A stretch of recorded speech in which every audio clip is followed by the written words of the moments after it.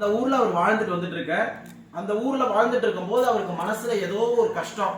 அந்த கஷ்டத்தை யாருக்கிட்டையுமே அவரால் சொல்ல முடியல. ஒய்ஃபு கிட்ட சொல்ல முடியல. எந்த ஒரு கஷ்டமா இருந்தாலும் கண்டிப்பா அப்பா அம்மா கிட்ட சொல்லலாம். அப்பா அம்மா கிட்ட சொல்ல முடியலன்னா அண்ணா தம்பிங்க அவங்க யார்கிட்டயா சொல்லலாம்.